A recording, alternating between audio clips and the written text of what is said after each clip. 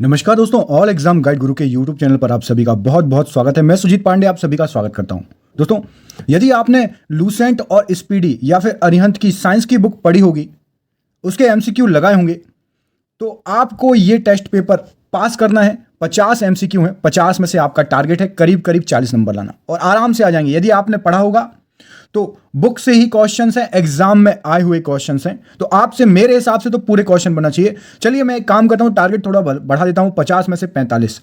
देखते हैं आप लोगों में से किसके 50 में से 45 प्रश्न के आंसर सही आते हैं। साइंस का क्वेश्चन है, चलिए स्टार्ट करते हैं। पहला क्वेश्चन ये रहा आपकी स्क्रीन पर। रेडियोधर्मिता मापी जाती है, तो इस प्रश्न का सही आंसर क्या हो जाएगा? रेडियोधर्मिता आपकी Geiger Muller counter, option number ए यहां पर राइट आंसर हो जाएगा। अगला प्रश्न देख लीजिए, ये रहा आपकी स्क्रीन पर। आपसे पूछा गया है हुक का सिद्धांत इनमें से किससे संबंधित है? तो हुक का सिद्धांत सही आंसर हो जाएगा प्रत्यास्थता से, ऑप्शन नंबर बी यहां पर सही आंसर हो जाएगा। वनस्पति जगत के गैर हरित विषम पोषित पौधे कौन से होते हैं? तो यहां पर सही आंसर हो जाएगा इस क्वेश्चन का फंजाई, ऑप्शन नंबर बी बिल्कुल सही आंसर हो जाएगा। अगला क्वेश्चन देखिए, न्यूक्लियर रिएक्टरों में विमंदक और प्रशीतक दोनों की तरह प्रयुक्त होने वाला पदार्थ कौन सा है? तो यहां पर सही आंसर हो जाएगा भारी पानी, भारी जल, D2O, जो भी आप कह लो, ऑप्शन नंबर बी सही आंसर हो जाएगा। पेंडुलम को चंद्रमा पर ले जाने पर उसकी समयावधि पर क्या प्रभाव पड़ेगा? तो पेंडुलम को यदि आप चंद्रमा पर ले जाओगे तो समयावधि उसकी बढ़ जाएगी, ऑप्शन नंबर बी सही आंसर हो जाएगा। एगार एगार किससे प्राप्त होता है? तो एगार एगार आपका शैवाल, ऑप्शन नंबर ए बिल्कुल सही आंसर हो जाएगा। नाभिकीय संयंत्रों में फाइट का उपयोग किया जाता है किसकी तरह? तो सही आंसर हो जाएगा यहां पर विमंदक की तरह, ऑप्शन नंबर बी बिल्कुल सही आंसर हो जाएगा इस क्वेश्चन का। किसी सरल लोलक की लंबाई 4% बढ़ा दी जाए तो उसका आवर्तकाल कितना बढ़ जाएगा? तो यहां पर सही आंसर हो जाएगा 2% बढ़ जाएगा। लाल सागर का लाल रंग किसकी उपस्थिति के कारण होता है? तो यहां पर सही आंसर हो जाएगा शैवाल, ऑप्शन नंबर बी सही आंसर हो जाएगा। निम्नलिखित में से कौन सा सौर ऊर्जा का स्रोत है? तो यहां पर सही आंसर होने वाला है आपका नाभिकीय संलयन सौर ऊर्जा का स्रोत है। लोलक की आवर्तकाल डैश, तो लोलक का जो आवर्तकाल होता है वो निर्भर करता है लंबाई पर निर्भर करता है। अंतरिक्ष कार्यक्रम में ऑक्सीजन की आपूर्ति को नियंत्रित करने के लिए प्रयुक्त किए जाने वाले एक कोशीय शैवाल का नाम क्या हो जाएगा? तो सही नाम है आपका ऑप्शन नंबर सी, क्लोरेला। अगला क्वेश्चन देखिए, किस प्रकार की अभिक्रिया से सबसे अधिक हानिकारक विकिरण पैदा होता है? तो इस प्रश्न का सही आंसर है आपका विखंडन अभिक्रिया, ऑप्शन नंबर बी बिल्कुल सही आंसर हो जाएगा। किसी तुल्यकारी उपग्रह की पृथ्वी की सतह से ऊंचाई लगभग कितनी होती है? तो यहां पर सही आंसर हो जाएगा 36,000 किलोमीटर।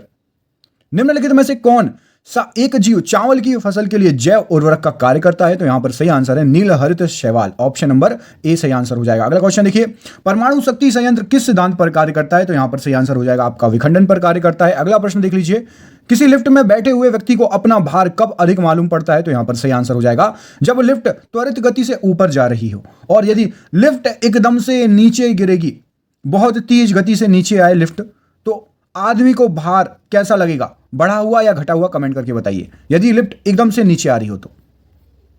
निम्नलिखित में से कौन सा स्वपोषित है? तो यहां पर सही आंसर हो जाएगा शैवाल, ऑप्शन नंबर बी। परमाणु बम का आविष्कार किसने किया था? तो सही आंसर हो जाएगा ओटो हन, ऑप्शन नंबर सी सही आंसर हो जाएगा। जब एक पत्थर को चांद की सतह से पृथ्वी पर लाया जाता है तो बताइए इनमें से क्या चीज होगी? तो यहां पर सही आंसर हो जाएगा उसका भार बदल जाएगा परंतु द्रव्यमान वही रहेगा। सेम यदि आप पृथ्वी से चांद पर ले जाओ तो वहां पर भी भार बदल जाएगा लेकिन द्रव्यमान सेम रहेगा।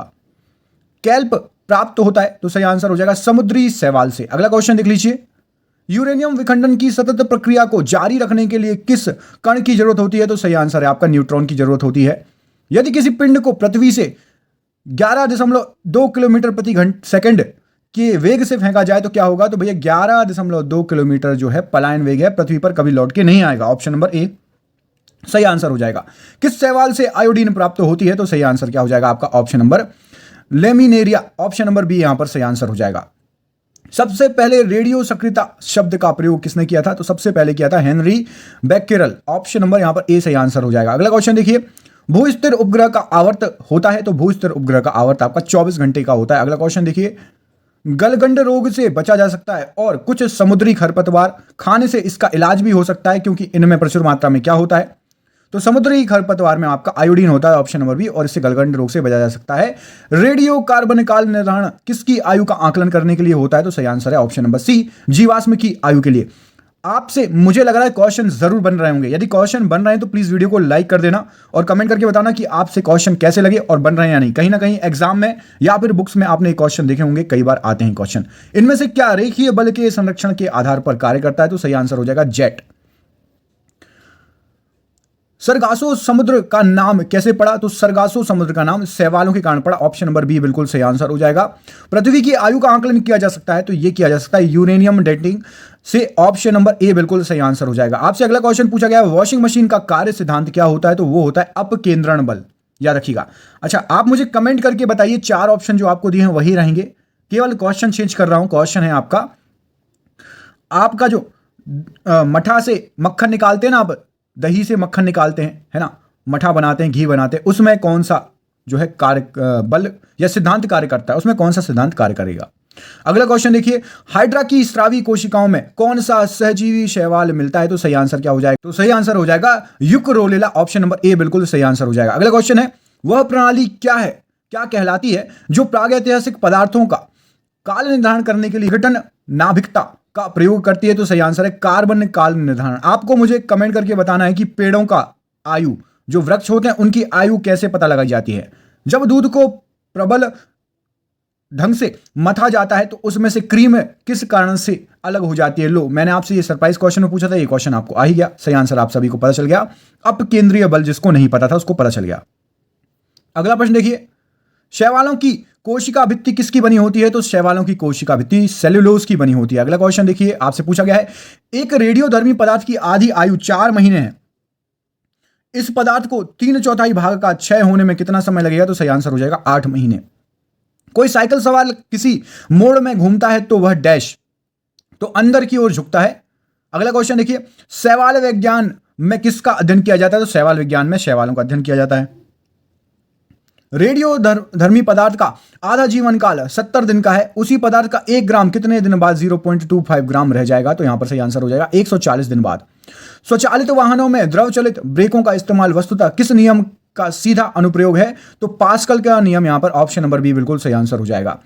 आलू में मोजेक रोग का कारण क्या है? तो यहां पर सही आंसर होना है विषाणु, ऑप्शन नंबर ए। अगला क्वेश्चन है, यदि किसी रेडियोधर्मी पदार्थ की मात्रा को दोगुना कर दिया जाए तो रेडियोधर्मी क्षरण की दर होगी? तो यहां पर सही आंसर हो जाएगा अपरिवर्तित। जब एक चल वस्तु की गति दुगनी हो जाती है तो उसकी गतिज ऊर्जा पर क्या प्रभाव पड़ेगा? तो गतिज ऊर्जा, ऑप्शन नंबर बी, चौगुनी हो जाएगी। अगला क्वेश्चन, जंतुओं में होने वाली फुट एंड माउथ रोग किसके कारण से उत्पन्न होता है? तो सही आंसर हो जाएगा विषाणु के कारण, ऑप्शन नंबर डी सही आंसर हो जाएगा। विघटन नाभिक वस्तुओं को किससे बने पात्र में रखना चाहिए? तो यहां पर सही आंसर हो जाएगा PB, option number A. PB का फुल फॉर्म बताओ क्या हो जाएगा? अगला क्वेश्चन देखो, इनमें से किसमें गतिज ऊर्जा नहीं है? तो गतिज ऊर्जा, खिंचा हुआ धनुष, ये आपका स्थितिज है, जैसे ही आप छोड़ोगे तो गतिज ऊर्जा आ जाएगी। निम्नलिखित में से कौन सा रोग विषाणु के कारण होता है? तो सही आंसर है चेचक रोग, जो है आपका विषाणु के कारण होता है। और ये रहा आपका आज का आखिरी क्वेश्चन, 50वां क्वेश्चन, निम्न में से कौन एक रेडियो एक्टिव तत्व नहीं है? तो इस प्रश्न का सही आंसर है आपका जर्कोनियम रेडियो एक्टिव तत्व नहीं है। आपको मुझे कमेंट करके इस क्वेश्चन का आंसर देना। ये आपका एक सरप्राइज क्वेश्चन है। जब हम रबड़ के गद्दे वाले सीट पर बैठते हैं या गद्दे पर लेटते हैं तो उसका आकार परिवर्तित हो जाता है, ऐसे पदार्थ में क्या पाया जाता है? कौन सी ऊर्जा रहती है, बताइए, कमेंट करके बताइएगा। देखते हैं कितने लोगों से इस क्वेश्चन का आंसर बनता है। प्लीज ये भी बताइएगा आपके कितने क्वेश्चन सही गए, और यदि आप चैनल पर नए हैं चैनल को सब्सक्राइब कर लीजिए। वीडियो को पूरा देखा है तो लाइक किया है या नहीं, एक बार देख लीजिए। बहुत बहुत धन्यवाद दोस्तों आपका।